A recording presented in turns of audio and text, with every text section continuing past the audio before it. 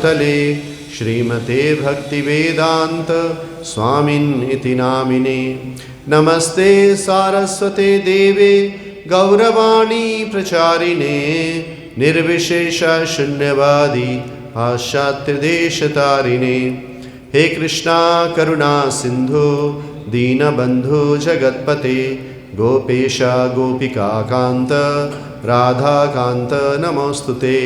तप्त कांचन गौरांगी राधे वृंदावनेश्वरी वृषभानुसुते देवी प्रणमामि हरिप्रिये। वाञ्छाकल्पतरुभ्यश्च कृपा सिन्धुभ्य एव च पतितानां पावनेभ्यो वैष्णवेभ्यो नमो नमः। श्री कृष्ण चैतन्य प्रभो नित्यानंद श्री अद्वैत गदाधर श्रीवासादि गौरभक्तवृंद। हरे कृष्णा कृष्णा कृष्णा हरे हरे हरे राम राम राम हरे हरे। हरे कृष्णा। प्रायेण अल्पाशः सभ्य कलो अस्मिन् युगे जना मंद सुमंद मतियो मंद भाग्या ही उपयुक्ता है। यह श्लोक नैमिषारण्य में शौनकादि ऋषिगण सूत गोस्वामी के समक्ष रख रहे हैं। तो जो नैमिषारण्य में ऋषिगण हैं उपस्थित, वहाँ पर चर्चा हो रही है श्रीमद् भागवतम की।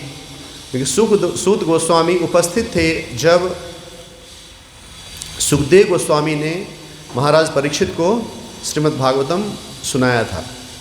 अब यहाँ पर कलयुग के प्रथम चरण में नैमिषारण्य के ऋषिगण सूत गोस्वामी के समक्ष कलयुग का उपचार मांग रहे हैं। कलयुग का जो दोष है, कलयुग की जो प्रकृति है, उसका उपाय क्या है, उसके विषय में पूछ रहे हैं। तो वो कलयुग को वर्णन कर रहे हैं कि कलयुग के जो जीव हैं, कलयुग में जो लोग हैं, किस प्रकार से पतित हैं। तो उसके विषय में यहाँ वर्णन करते हुए कह रहे हैं कि प्रायेण अल्प आयुषः सभ्य कलो अस्मिन् युगे जना। वो कह रहे हैं कि कलयुग में आयु जो है वो अल्प हो जाएगी। अब अल्प आयुषः, तो कलयुग में जो मनुष्य है उसकी आयु क्या हो जाती है? कम हो जाती है। सब कुछ का ह्रास हो जाता है। जैसे जैसे युग आगे बढ़ता है, सतयुग से त्रेता, द्वापर, कलयुग, तो आयु ह्रास होने लगता है, आयु कम होने लगता है, आयु क्षीण होने लगता है। आयु, शारीरिक क्षमता, सब कुछ क्षीण होने लगता है।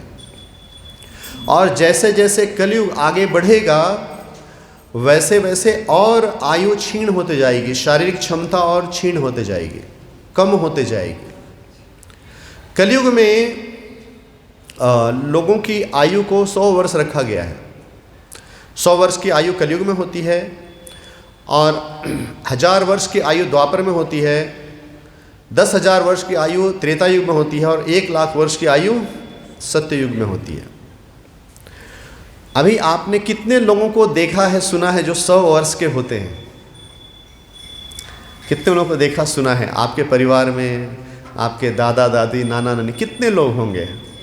गिनती के होंगे, है ना? हो सकता है 1000 या 10,000 में से कोई एक होगा जो 100 वर्ष की आयु को प्राप्त होता है।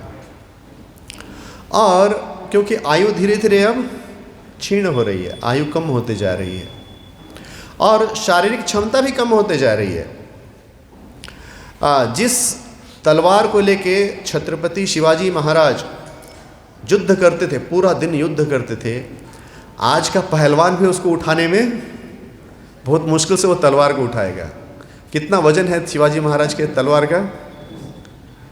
हाँ, ऐसा बोलते हैं कि कितना 60 किलो या कुछ ऐसा, 1 मन से ज़्यादा उनका तलवार का ही भार था। ऐसे ही महाराणा प्रताप, ये जो क्षत्रिय थे जिन्होंने मुगलों से लोहा लिया, उनको शरीर इनका इतना बलिष्ठ होता था कि ऐसा वर्णन आता है कि छत्रपति महाराज ने ऐसे जब तलवार चलाया तो योद्धा को मारकर घोड़े को भी अलग कर दिया काट कर। ऐसा सुनते हैं ना, पढ़ते हैं, ऐसा पढ़ते हैं, रोंगटे खड़े हो जाते हैं। ऐसा उन्होंने शूरवीर जो वो युद्ध करते थे। तो आज ये क्षमता नहीं है, आज हम उसको उठा भी नहीं पाते हैं, और वो उसको लेके पूरा दिन युद्ध करते थे। और वो उनका सिर्फ तलवार था, और ढाल भी होता था, और वो लोहे का कवच भी पहनते थे। तो पूरी की सबको गिनती करेंगे तो कम से कम 75, 80 या 100 किलो का तो उनका शरीर का के ऊपर वो साधन वजन लेकर वो युद्ध करते थे, घोड़े पर बैठ के पूरा दिन युद्ध करते थे। तो अभी वो धीरे धीरे जैसे जैसे युग बढ़ रहा है वैसे वैसे क्षमता भी कम होते जा रही है। दूसरे युगों में वृक्ष इत्यादि जो होते थे वो भी विशाल होते थे, फल इत्यादि ज़्यादा होते थे। अभी आप वन में भी जाएंगे, जंगलों में भी जाएंगे तो रसीले फल वगैरह मिलते हैं। वन में भी जो फल होते हैं वो बहुत फल के वृक्ष कम होते हैं, ज़्यादातर कंटीली झाड़ियाँ होती हैं। पहले के ऋषिगण वन में निवास करते थे और उनका जीवन वन के कंद मूलों से वो अपना जीवन यापन करते थे वहाँ पर, और अपना तपश्चर्या करते थे। अभी वन में कंदमूल भी नहीं मिलते हैं। अब वन में कितने आम के, जामुन के वृक्ष सब दिखाई पड़ते हैं? नहीं दिखाई पड़ते हैं।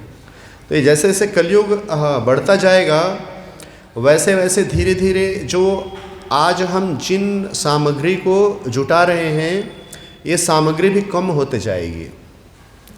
जैसे जैसे कलयुग बढ़ेगा तो गायें दूध देना कम कर देंगी। आज भी क्या है, गायों को इंजेक्शन लगा लगा के और दूध निकाला जाता है। और वैसे ही जो फल हैं, सब्जियां हैं, ये सब भी धीरे धीरे जो धरती है अपने गर्भ में संभाल लेगी, वो उत्पन्न नहीं करेंगे। तो लोगों का जीवन जैसे कलयुग आगे बढ़ेगा, लोगों का जीवन जो है वो कष्टकारक बन जाएगा। और कलयुग के अंत आते आते जब कलयुग जो है उसकी आयु 4,32,000 है, और 4,32,000 आयु में सिर्फ 5,000 वर्ष अभी बीते हैं। 5,000 वर्ष पूर्व इस धरा पर भगवान श्री कृष्ण थे, और जैसे ही कृष्णे सुधाम उपगते धर्म ज्ञानाभिः सह कलो दृष्ट निशाम ऐसा पुनः नरको अधुनोदितः। जब भगवान यहाँ से गए तो कलयुग प्रारंभ हो गया। जिस दिन कृष्ण ने धरा को छोड़कर सुधाम चले गए तो कलयुग प्रवेश करने लगा धीरे धीरे। तो भगवान 5,000 वर्ष पूर्व से इस धरा पर थे, और अभी कलयुग के सिर्फ 5,000 वर्ष ही आयु बीती है, और इतना परिवर्तन हम देख रहे हैं। और कलयुग अंत आते आते अभी 4,27,000 वर्ष अभी शेष है। तो कलयुग के अंत आते आते व्यक्ति की उम्र सिर्फ 20-22 वर्ष हो जाएगी। जो व्यक्ति 20-22 वर्ष का होगा बहुत वृद्ध माना जाएगा। जैसे आज 90-95 वर्ष के लोगों को क्या कहते हैं? वृद्ध कहते हैं। 100 वर्ष तो कोई हार्डली कोई दिखाई पड़ता है। कोई सुना होगा हमने कि हाँ मेरे दादा दादी के, नाना नानी के इसमें कोई एक 100 वर्ष के थे ऐसा। या कोई गांव में गिनती के 2-4 लोग होंगे जिन्होंने 100 वर्ष को आयु को जिनकी आयु उतनी पहुंची होगी। तो कलयुग में अल्प आयु, समय हमारे पास कम है, क्योंकि आयु हमारे पास कम है।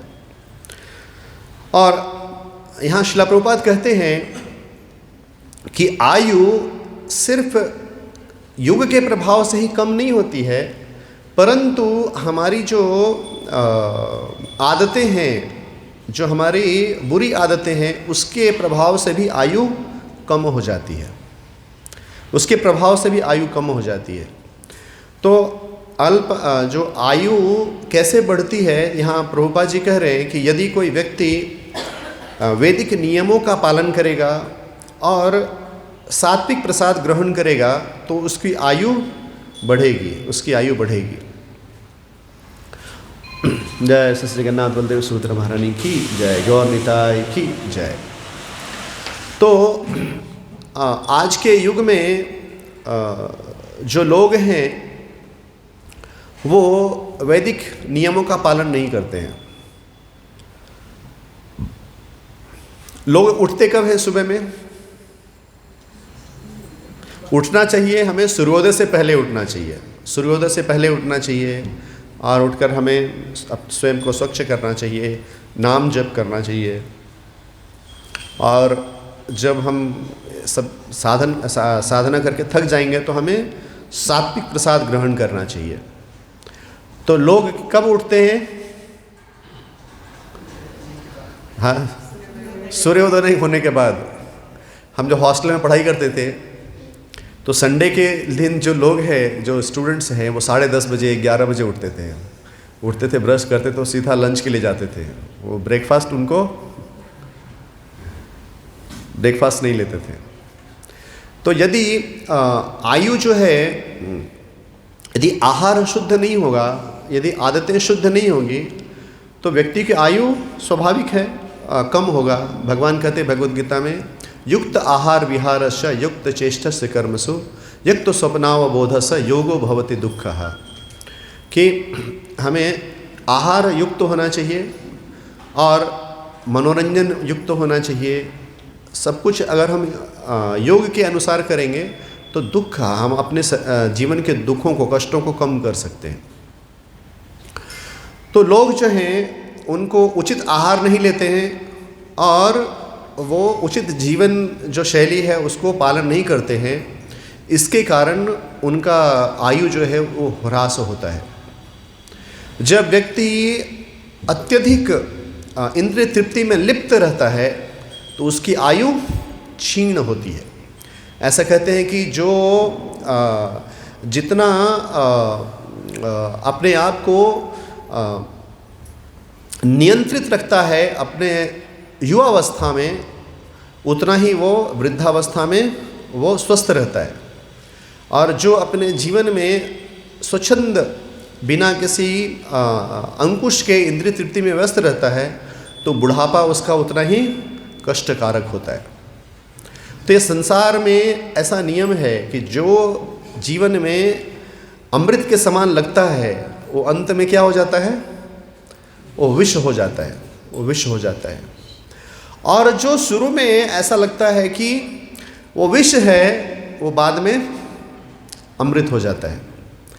तो ऐसा हम सोच सकते हैं कि अब हरे कृष्णा आंदोलन में आते हैं तो भक्त लोग हमको नियमबद्ध करने के लिए बोलते हैं, इसलिए मैं नहीं जाऊंगा। लोग सोचते हैं ऐसा कि उधर बोलेंगे सुबह आओ, सेवा करो, माला करो, 4 नियम पालन करो। तो हो सकता है कि ये शुरू में विष के समान प्रतीत हो, परंतु यह अमृत को प्रदान करेगा। और स्वच्छंद जीवन जो व्यक्ति सोचता है कि मैं स्वच्छंद रूप से इंद्रिय तृप्ति करूँगा, तो वो वास्तव में क्या हो जाता है? आगे चलकर वो विष हो जाता है। तो कलयुग में यहाँ कह रहे हैं प्रायण अल्प आयुष सभ्य कलो अस्मिन युगे जना। जो कलयुग के जो लोग हैं उनका मन हमेशा विचलित रहता है, हमेशा मन व्याकुल रहता है, कभी भी शांत नहीं रहता है।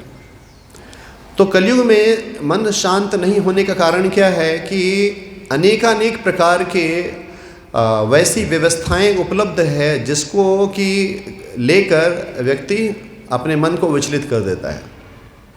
जैसे यहाँ श्रील प्रभुपाद कहते हैं सिनेमा। तो सिनेमा क्या है? वास्तव में सिनेमा क्या है?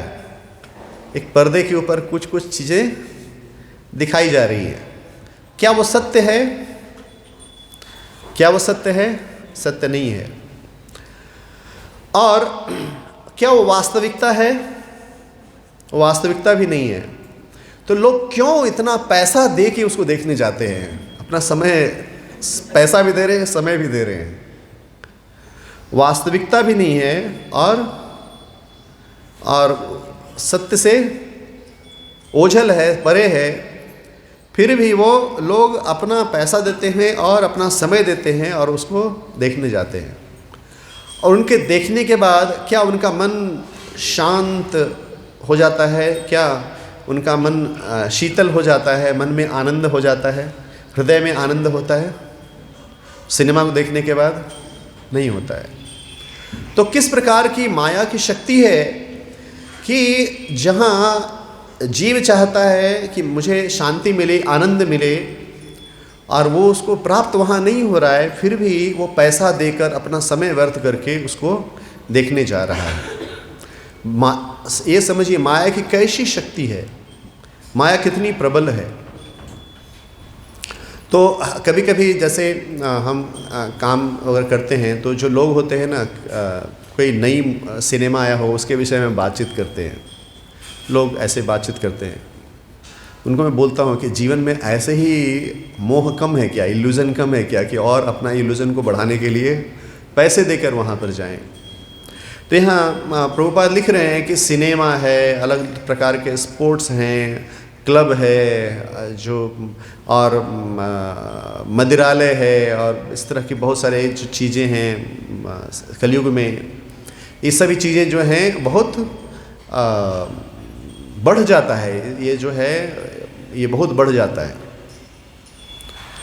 मैं कुछ वर्ष पूर्व मेरी पोस्टिंग जामनगर में थी, तो जामनगर जो पार्ट है ना, द्वारिका का पार्ट है, द्वारिका का ही एरिया है।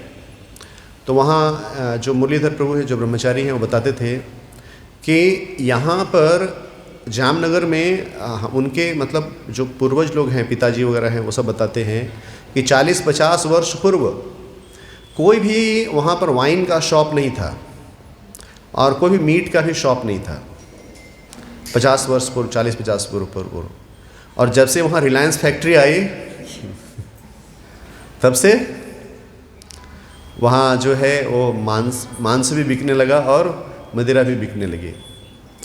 तो हम सोचते हैं कि समाज जो है वो प्रगति कर रहा है, रिलायंस फैक्ट्री आ गई, इतने लोगों को नौकरी लग गया और लोगों को पैसा आने लगा, लेकिन उसका परिणाम क्या हुआ? क्या कोई इस प्रकार की जीवन शैली को जीकर क्या कोई व्यक्ति अपने जीवन की सिद्धि को प्राप्त कर सकता है? अपने जीवन को, मन को शांत रख सकता है, हृदय में आनंद की अनुभूति कर सकता है? तो यह जो है कलयुग का गुण है। कलयुग में लोग जो हैं वैसे नाना प्रकार के चीज़ों में रुचि रखते हैं जो उनके मन को और उद्विग्न करता है। तो प्रायन अल्पा ईश सभ्य कलो अस्मिन युगे जना मंद सुमंद मतयो मंद भाग्या ही उपदुता। बुद्धि जो है मंद हो गई है, जीवन के लिए हितकारी क्या है उसको लोग समझ नहीं पाते हैं, उसको लोग समझ नहीं पाते हैं। जीवन में वास्तविक जो अर्थ को प्रदान करने वाला है, जीवन में जो वास्तव में मूल्यवान है, उसको लोग समझ नहीं पाते, क्योंकि बुद्धि जो है वो मंद हो गई है। मंद सुमंद मतयो, चीज़ों को ढंग से कोई व्यक्ति जो है विवेचन नहीं कर सकता है, सोच नहीं सकता है, एनालाइज नहीं कर सकता है, समझ नहीं सकता है। और इस प्रकार जो है लोग इस प्रकार कलयुग में मति हो गई है। और मंद भाग्या ही उपदुता है। कलयुग में जो लोग हैं हमेशा संघर्ष में रहते हैं, द्वंद्व में रहते हैं, झगड़े में रहते हैं, युद्ध में रहते हैं। आप देखेंगे कलयुग में कभी भी ऐसा समय नहीं आया इस पृथ्वी पर जब एक देश दूसरे देश से ना लड़ रहे हों। कभी ऐसा समय आया आपके जीवन में? आपका उम्र 50-60 वर्ष जो भी है, आपने कभी देखा कि कोई भी ऐसा दिन हो जहां एक देश दूसरे देश के साथ शत्रुता ना रख रहे हो? प्रत्यक्ष या अप्रत्यक्ष रूप से युद्ध ना हो रहा हो। तो देखेंगे जो भी देश है अपने पड़ोसी देश के साथ क्या हो रहा है, उसका युद्ध हो रहा है। तो ऐसा युद्ध क्यों होता रहता है? क्योंकि एक देश के लोग सोचते हैं कि ये मेरी भूमि है, दूसरे देश के लोग सोचते हैं वो मेरी भूमि है। परंतु उनका जन्म होता है, उनकी मृत्यु हो जाती है, भूमि तो वहीं रहती है। इतनी पीढ़ियां बदल जाती हैं, भूमि वहीं रहती है। तो शिला प्रभुपाद कहा करते थे कि वास्तव में जो हरे कृष्ण आंदोलन है ये वास्तव में यूनाइटेड नेशन है, जहाँ पर कि प्रत्येक समुदाय के जो लोग हैं वो सभी आकर और पूर्ण पुरुषोत्तम भगवान श्री कृष्ण का आश्रय ग्रहण कर सकते हैं। और जब ये इस प्रकार आश्रय ग्रहण करेंगे तभी विश्व में शांति आएगी। जब हम जो स्वयं को उस भूमि से संबंध नहीं रखते हैं, परंतु उस सृष्टि को बनाने वाले उससे अपना संबंध रखते हैं, तो जब जीव समझता है, मूल को समझता है कि सृष्टि के मूल भगवान हैं और इस प्रकार प्रत्येक जीव जो है वो कृष्ण का ही अंश है, और जब इस प्रकार व्यक्ति जीवन जीता है तो उसके लिए जो है विश्व पूर्णम सुखायते, जो उसके लिए वसुधैव कुटुंबकम, उसके लिए पूरा विश्व जो होता है वो परिवार के समान होता है। वो सभी प्राणियों का, मनुष्य ही नहीं अपितु विद्या विनय संपन्ने ब्राह्मणे गवि हस्तिनी सुनी चैव स्वपाके च पंडिता समदर्शिना। तो जो व्यक्ति को वास्तविक ज्ञान होता है तो सभी जीवों में के हृदय में वो कृष्ण का अंश को देखता है। तो इस प्रकार जो श्रील प्रभुपाद जी ने जिस आंदोलन को स्थापित किया है, इस आंदोलन में ऐसा कोई भी व्यक्ति नहीं है जो उसमें भाग लेने के लिए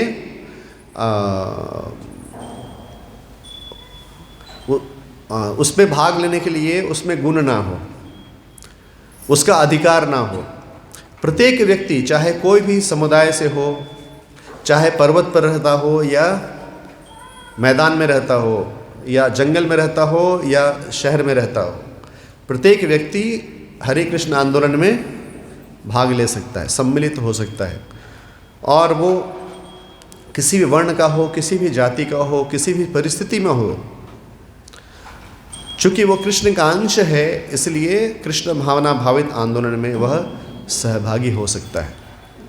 तो श्रील प्रभुपाद ने एक ऐसे आंदोलन को आरंभ किया जिसमें हम बोलते हैं ना, Srila Prabhupada has made a house where the whole world can live.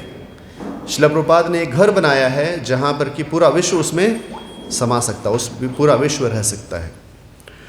तो कलयुग में यह जो कलयुग का जो एक गुण है कि प्रायण अल्पयुषः सभ्यो कलो अस्मिन् युगे जना मंद सुमंद मतियो मंद भाग्या ही उपदुता है। ये कलयुग में आयु अल्प है, बुद्धि मंद है, भाग्य मंद है, कलह लोगों के बीच में, अपने शरीर अपने उसके मन में हमेशा कलह होता रहता है। तो इसकी चर्चा कर रहे हैं ऋषिगण इसलिए कि इसका उपाय ढूंढा जा सके, इसका उपाय को बताया जा सके, विश्व के समक्ष इसका जो उपाय है उसको प्रस्तुत किया जा सके।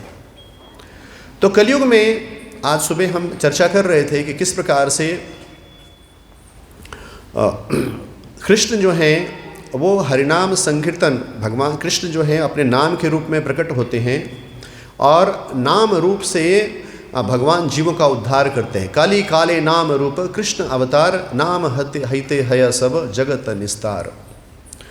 तो कलयुग में कृष्ण अपने नाम में प्रकट होते हैं। कली काले नाम रूप कृष्ण अवतार, कृष्ण जो हैं अपने नाम में प्रकट हो रहे हैं। और नाम हईते हय सब जगत निस्तार, कृष्ण अपने नाम से समस्त जगत का उद्धार करते हैं। यह कलयुग का गुण है। तो कलयुग में दोनों चीज़ें हैं, एक तरफ अल्प आयु, द्वंद्व और कष्ट और नाना प्रकार के जो चीज़ें हैं जो जीव के मन को उद्विग्न करते हैं, जीव के हृदय को उद्विग्न करते हैं, और इस प्रकार जीव को कृष्ण से दूर लेकर जाते हैं। और एक तरफ कृष्ण का नाम भी है। तो जो बुद्धिमान व्यक्ति होता है वह किसको लेता है? वह हरिनाम ग्रहण करता है। और जो व्यक्ति बुद्धिहीन है वो कलयुग में वैसे चीज़ों को ग्रहण करते हैं जो उनके मन को उद्विग्न करता है। तो कलयुग के प्रभाव से जहाँ पर कली का प्रभाव है वहाँ पर बहुत सारे लोग दिखाई पड़ते हैं, और जहाँ पर कली का प्रभाव नहीं है वहाँ पर बहुत कम लोग दिखाई पड़ते हैं। अभी मैं शुरू में प्रभु जी कीर्तन कर रहे थे, अभी क्लास शुरू कर रहे थे, तो थोड़े से लोग थे, अभी थोड़े कुछ लोग आए हैं। तो यदि इसी प्रकार का यहाँ या कहीं जगह पर कोई नेता का भाषण हो रहा हो या कोई और चीज़ें हो रही हो, भौतिक कार्य हो रहा हो, भौतिक चीज़ें हो रही हो, तो लोग कितने संख्या में वहाँ जाते हैं? हाँ, बहुत सारे पैर दर्द कर रहा है। तो वहाँ पर बहुत सारे संख्या में जो लोग जो हैं वहाँ उपस्थित होते हैं, और वहाँ पर उपस्थित होने से क्या उनका कल्याण होता है? उनका कल्याण नहीं होता है। परंतु फिर भी इतनी सारी संख्या में क्यों लोग उपस्थित होते हैं? क्योंकि ये कलयुग का प्रभाव है। कलयुग में, कलयुग के प्रभाव से जो वास्तविक ज्ञान है वह लोगों को समझ में नहीं आता है, और जो अज्ञान है उसमें लोग रुचि लेते हैं, उसमें लोग रुचि लेते हैं। जैसे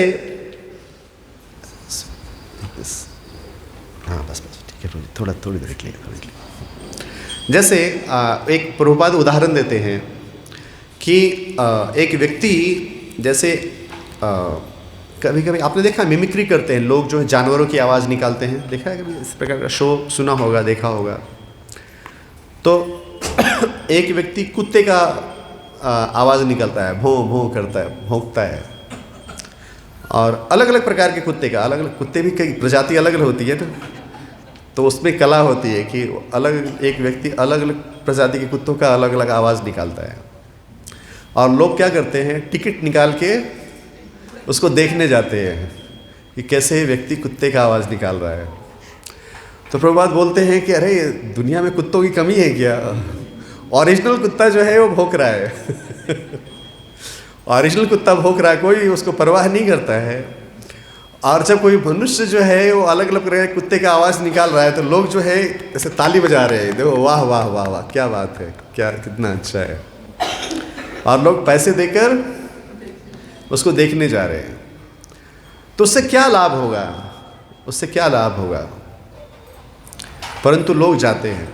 यह किसका प्रभाव है? यह कलयुग का प्रभाव है।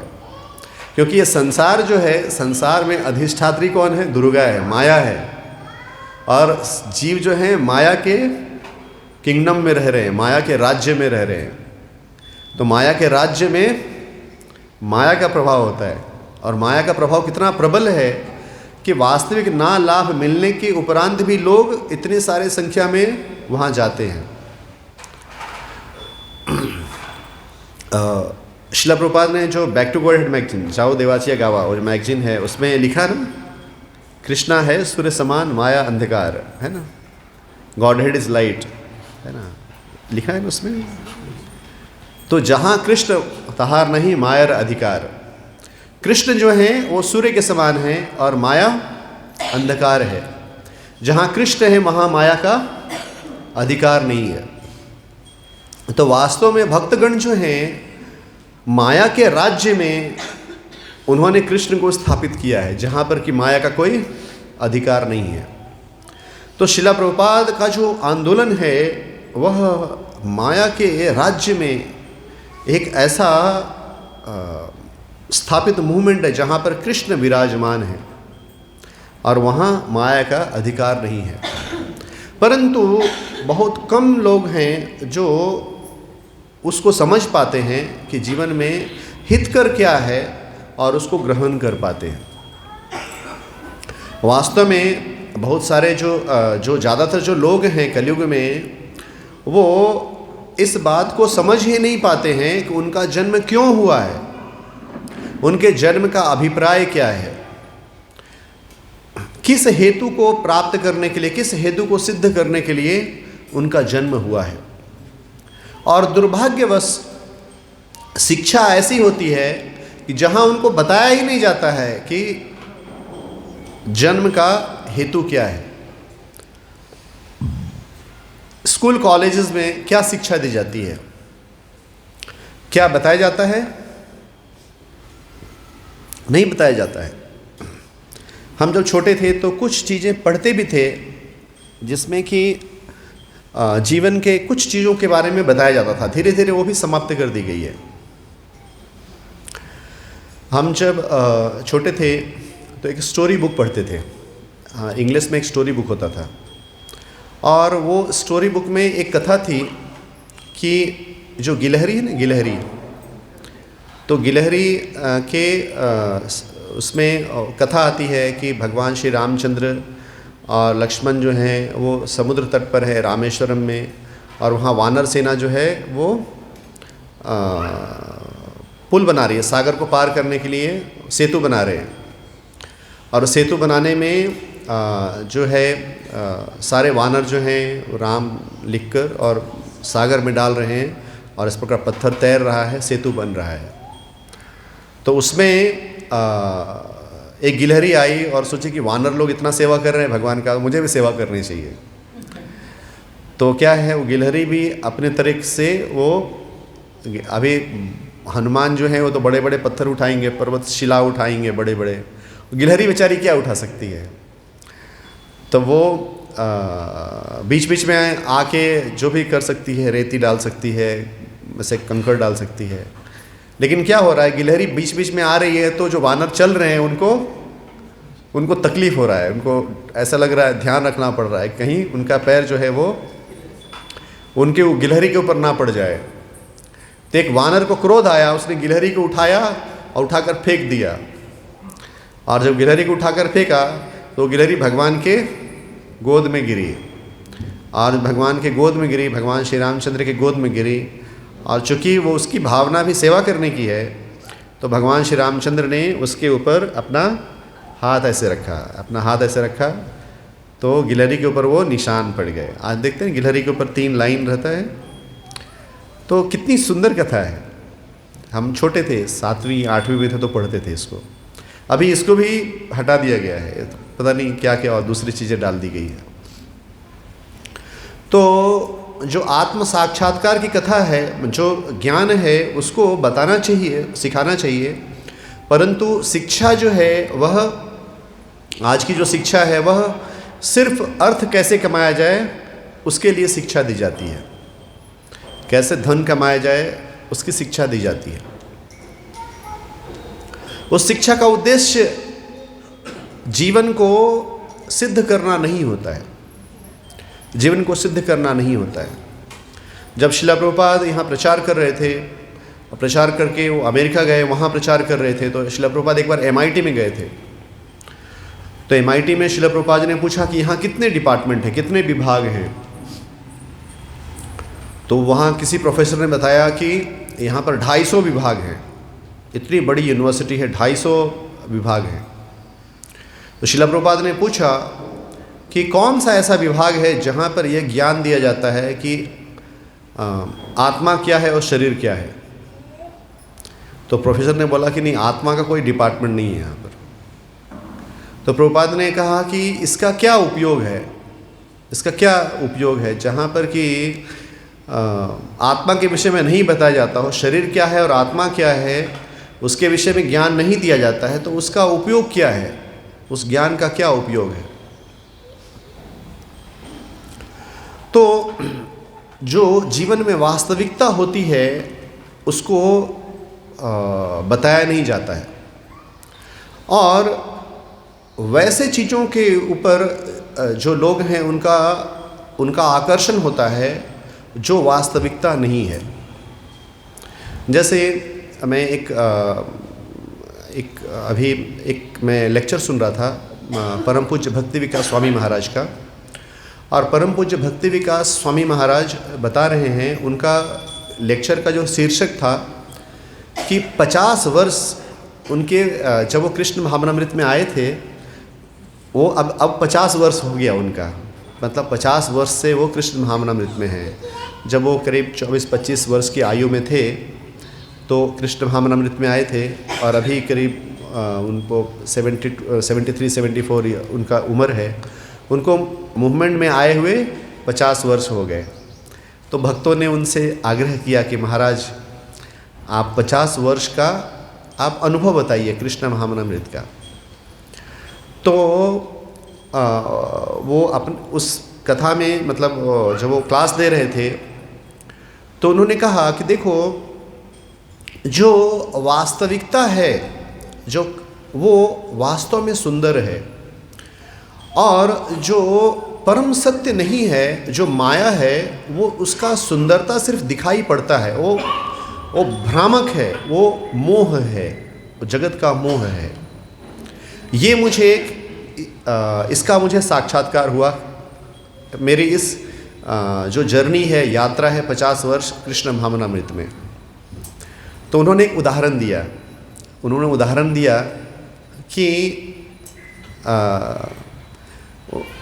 वो बोले कि जो भारत में लोग हैं, वो एक जो अभिनेत्री है उसको जानते हैं, उसका नाम महाराज ने बोला कि रेखा। उन्होंने बोला रेखा जो है एक अभिनेत्री थी, तो बहुत सुंदर थी, लोग ऐसा बोलते हैं बहुत सुंदर थी वो, और लोग उसके फिल्मों को देखने के लिए जाते थे, बहुत संख्या में जाते थे। तो फिर महाराज ने बोला कि आज उसका सौंदर्य कैसा है, आज उसका सौंदर्य कैसा है। फिर महाराज ने बोला कि आज उस रेखा के ऊपर बहुत सारी रेखाएं हैं, उसका सौंदर्य के ऊपर क्या है, उस रेखा के सौंदर्य के ऊपर रेखा हो गया है। तो ऐसे उन्होंने थोड़ा मजाक किया, परंतु जो महान भक्त होते हैं वो हंसी मजाक में वो गूढ़ संदेश को देते हैं। बोले ये जगत का वास्तविक सौंदर्य है, मतलब ये जगत का मोह है कि जो चीज़ें सनातन नहीं है, जो असत है, उसको लोग सत मानते हैं, जो असत है उसको लोग सत मानते हैं, और जो वास्तव में सनातन है उसकी उपेक्षा करते हैं। यह कलयुग का चरित्र है, यह कलयुग का चरित्र है। जैसे शरीर जो है वो नाशवान है और आत्मा जो है वह सनातन है। आत्मा की स्थिति सनातन है और शरीर जो है वो नाशवान है, परंतु फिर भी वो आत्मा की उपेक्षा करते हैं और शरीर और इंद्रियों से वो सोचते हैं कि इंद्रिय तृप्ति करके मैं सुखी हो जाऊंगा। हालांकि वो चीज़ों को देख रहे हैं, वो घटित होते हुए देख रहे हैं, परंतु उस घटना को देखते हुए भी उनके अंदर ज्ञान उत्पन्न नहीं होता है।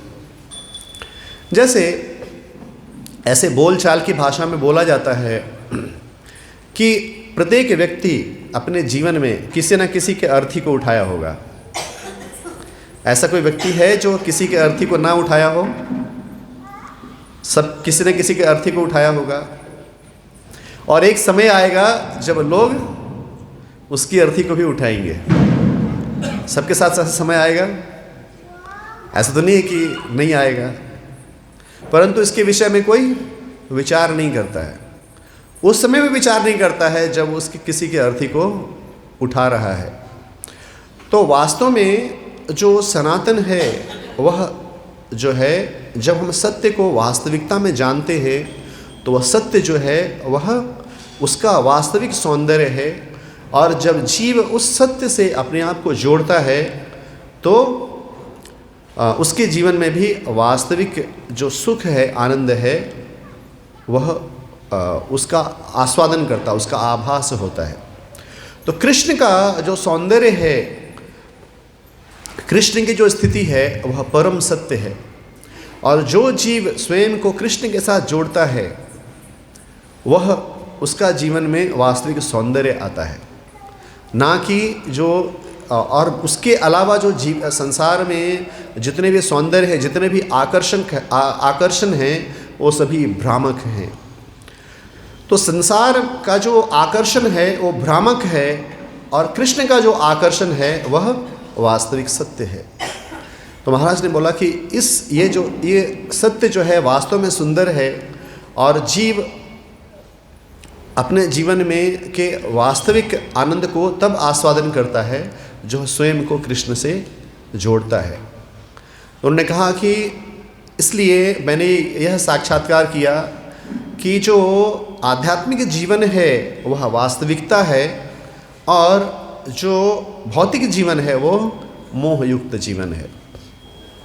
क्योंकि भौतिक जीवन में जीव के जीवन का जो अभिप्राय है वह उसकी प्राप्ति नहीं होती, उसकी सिद्धि नहीं होती है।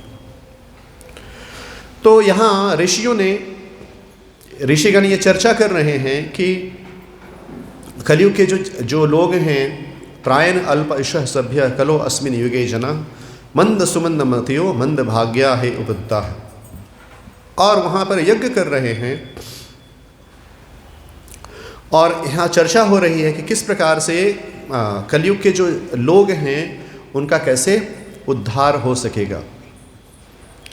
तो इस पूरी चर्चा में सुखदेव गोस्वामी महाराज परीक्षित को बताते हैं कि कलेर दोषा निधि राजन अस्ति ही एको महान गुण कीर्तनाद इव कृष्णस्य मुक्त संगः परम व्रजेत। ये कलयुग जो है, जो भी कि दोषों का सागर है, यहाँ नाना प्रकार के दोष हैं, नाना प्रकार के कलमश हैं, नाना प्रकार के विधान हैं, नाना प्रकार की भ्रांतियां हैं, भ्रम है, मोह है। परंतु कलयुग में एक महान गुण है। वह गुण क्या है? कीर्तनाद एव कृष्णस्य मुक्त संगः परम व्रजेत। एकमात्र कृष्ण नाम का संकीर्तन करने से जीव है वह इस संसार के भव सागर को उसको त्याग कर, उसको पार करके भगवान के परम धाम का अधिकारी बनता है, एकमात्र कृष्ण नाम का संकीर्तन से। तो जीव को, किसी को ऐसा लग सकता है कि ऐसा कैसे संभव है कि एक कृष्ण नाम का संकीर्तन लेने से व्यक्ति जो है भव सागर को पार करके भगवत धाम को प्राप्त होगा। तो यह जो है श्रद्धा है, यही जीव की श्रद्धा है कि हम किस बात के ऊपर निष्ठा रखते हैं। या हम संसार के तथाकथित जो ज्ञान है उसके ऊपर निष्ठा रखते हैं, या श्रीमद् भागवतम के वाक्यों के ऊपर अपनी निष्ठा रखते हैं। श्रीमद् भागवतम कह रहा है कि कृष्ण नाम का संकीर्तन मात्र से जीव परम गति को प्राप्त होता है। श्रील प्रभुपाद यहाँ पर उदाहरण दे रहे कि कलयुग में बहुत सारे इस प्रकार के पंथ आते हैं जो जीवों को उनके जीवन के वास्तविक जो मार्ग है उससे उनको भ्रमित कर देते हैं, उसको भटका देते हैं। जैसे कितने सारे धार्मिक आंदोलन हैं जो इस बात की पुष्टि करते हैं कि कृष्ण नाम का संकीर्तन से जीव अपने जीवन को सिद्ध कर सकता है। यदि कोई आंदोलन, कोई गुरु यदि ये कहता हो कि एकमात्र कृष्ण नाम से, हरि नाम से जीव का उद्धार हो सकता है, तो वो सत्य कह रहा है। और यदि उस बात की पुष्टि नहीं कर रहा है तो श्रीमद् भागवतम के अनुसार वो उचित शिक्षा को व्यक्त नहीं कर रहा है। तो बहुत सारे कलयुग में इस प्रकार के अधर्म, अधार्मिक पंथ प्रकट होते हैं जो जीवों को वास्तविक मार्ग से वो उनसे विमुख कर देते हैं, विचलित कर देते हैं, और लोग उस अधर्म को ही धर्म मानकर उसका पालन करते हैं। श्रील प्रभुपाद जी को कहा गया पाश्चात्य जगत में कि प्रभुपाद जी आपने 4 नियम रखा है। प्रभुपाद जी ने 4 नियम रखे। क्या 4 नियम रखे? मांसाहार नहीं करना, नशा नहीं करना, जुआ नहीं खेलना और अवैध संबंध नहीं रखना। तो पाश्चात्य जगत की जो संस्कृति है वो 4 नियम को उसको खंडित करती है, उसका खंडन करती है। उसको बचपन से ही उनके संस्कार ही ऐसे हैं कि मांसाहार भी करते हैं, वो मदिरापान भी करते हैं, और उनके वहाँ बड़े बड़े कसिनो होते हैं, वहाँ जुआ खेलते हैं, उसको ग्लोरीफाई करते हैं, और वो अवैध संबंध भी रखते हैं। तो प्रभुपाद इनको कहा कि प्रभुपाद ये जो है ना आपका जो 4 नियम है इसको थोड़ा कम कर दो, तो बहुत सारे अनुयायी हो जाएंगे आपके यहाँ पर। तो प्रभुपाद ने क्या कहा कि जो कृष्ण के जो वाक्य हैं मैं उसको डाइल्यूट नहीं कर सकते हैं, उसको हम उसमें कोई अपने तरीके से उसको कुछ हम घटा बढ़ा नहीं सकते हैं। जो कृष्ण का जो संदेश है वो एज इट इज़ है। इसलिए श्रील प्रभुपाद जी ने भगवद गीता को क्या लिखा, हाँ एज यथारूप, भगवद गीता यथारूप जसी आहे तशी। क्योंकि श्रील प्रभुपाद ने वास्तविक रूप में कृष्ण को प्रकट किया। उन्होंने कहा कि यह आंदोलन होगा कृष्ण अंतर्राष्ट्रीय कृष्ण भावनामृत संघ। तो पाश्चात्य जगत में लोगों का कृष्ण नाम को कोई जानते नहीं है, आप कृष्ण को हटाकर गॉड कर दो। प्रभुपाद ने कहा नहीं, गॉड नाम से क्या कुछ भगवान समझ में नहीं आता, कृष्ण नाम से कृष्ण पूर्ण पुरुषोत्तम भगवान है, उनकी व्याख्या होती है। तो प्रभुपाद ने उस जो वास्तविक ज्ञान है उसको जीवों के मध्य रखा, और वैसे जीव जो बुद्धिशाली थे उन्होंने उस ज्ञान को ग्रहण किया। और कलयुग में जो लोग उस ज्ञान को ग्रहण करते हैं, उस ज्ञान को अपनाते हैं, अपने जीवन में प्रैक्टिस करते हैं, तो श्रीमद् भागवतम कह रहा है, पूर्ववर्ती आचार्य कह रहे हैं कि वह व्यक्ति अपने जीवन के जो सर्वोच्च सिद्धि को प्राप्त करेगा। तो हमें संशय हो सकता है, परंतु जो श्रीमद् भागवतम कह रहा है, जो भगवद गीता कह रहा है, उसमें तो कोई संशय नहीं, वो कृष्ण के वाक्य हैं, वो कृष्ण के वाक्य हैं। तो कृष्ण हमें ये एश्योरेंस दे रहे हैं। इसलिए जो भी कि जो कलयुग है, कलयुग दोषों का सागर है, यहाँ पर बहुत सारे व्यवधान हैं, जीवन जीना बहुत कठिन है, परंतु जब हम आचार्यों के दिए गए मार्ग को निष्ठापूर्वक अपने जीवन में अपनाते हैं, नियम का पालन करते हैं, हरिनाम जप करते हैं, तो हमारा जीवन सिद्ध होता है। तब हम जैसे ही इसको अपनाते हैं, हम सिद्धि के मार्ग में हम प्रशस्त कर चुके हैं, हम आगे बढ़ रहे हैं। और यही शिक्षा यहाँ पर श्रीमद् भागवतम दे रहा है कि कलयुग में एक तरफ सारे दोष हैं, दूसरी ओर कृष्ण नाम है, कृष्ण नाम प्रकट होता है। नाम चिंतामणि कृष्ण चैतन्य रस विग्रह पूर्ण शुद्धो नित्य मुक्तो अभिन्नत्वम नाम नामिनः। जो कृष्ण का नाम है वह नाम चिंतामणि कृष्ण चैतन्य रस विग्रह, यह भगवान का विग्रह है। जैसे भगवान श्री का विग्रह होता है ना, श्री जगन्नाथ बलदेव सुभद्रा श्री गौर निताई का विग्रह को हम दर्शन करते हैं, उसी प्रकार से नाम भी विग्रह है। कृष्ण का जो नाम है वह विग्रह है। नाम चिंतामणि कृष्ण चैतन्य रस विग्रह पूर्ण शुद्धो नित्य मुक्तो अभिन्नत्वम नाम नामिनः। नाम और नामी में कोई भिन्नता नहीं है, दोनों एक ही हैं। जो जैसे कि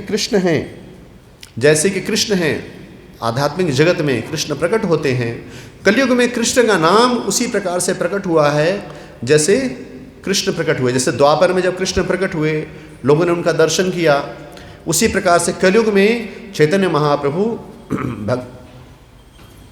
आध्यात्मिक गोलोक से नाम को लेकर प्रकट होते हैं और जीवों में कृष्ण नाम को प्रदान करते हैं। तो कृष्ण नाम जो है वह कृष्ण का विग्रह है। जब हम कृष्ण नाम को उच्चारण करते हैं, भगवान हमारे जीवा पर नृत्य कर रहे हैं। हम नाम से अपने संबंध को जोड़ते हैं। जैसे हम विग्रह से दर्शन करते हैं, विग्रह को हम अभिषेक करते हैं, भोग लगाते हैं, उनको श्रृंगार करते हैं, पुष्पमाला पहनाते हैं, उसी प्रकार से तो हम विग्रह से हमारा संबंध जुड़ता है। जब संबंध जुड़ता है तो हम यदि विग्रह का दर्शन नहीं करेंगे तो हमें ऐसा लगता है आज हमने दर्शन नहीं किया, चलो हम दर्शन करके आते हैं। उसी प्रकार से नाम से भी जीव का संबंध जुड़ता है। यदि नाम नहीं लें, यदि हमारी माला नहीं हुई है तो हमें लगेगा अरे आज मेरी 2 माला रह गई है, अभी माला पूरी नहीं हुई है। नाम से हमारा जीव का संबंध जुड़ता है और इसी नाम के सहारे, नाम का जो अवलंबन लेकर जीव जो है इस संसार से भगवत धाम के यात्रा को पूर्ण करता है। हरे कृष्णा कृष्णा कृष्णा हरे हरे, हरे राम राम राम हरे हरे। तो यहाँ उपस्थित सभी भक्तगणों से मैं निवेदन करता हूँ, जो लोग नए आए हैं आज के कार्यक्रम में, तो वो अपने जीवन में हरिनाम को ग्रहण करें। यहाँ भक्त लोग आपको माला वितरण करेंगे, तो आप सभी कम से कम 1 माला 2 माला आप उसको भक्तों से सीखें कैसे माला जप करते हैं, और कृष्ण नाम को अपने जीवन में अंगीकार करें, कृष्ण नाम को स्वीकार करें। हरे कृष्णा। Thank you. जय श्रील प्रभुपाद की, ग्रंथराज श्रीमद् भागवतम की, निताय गौर प्रेमानंदे।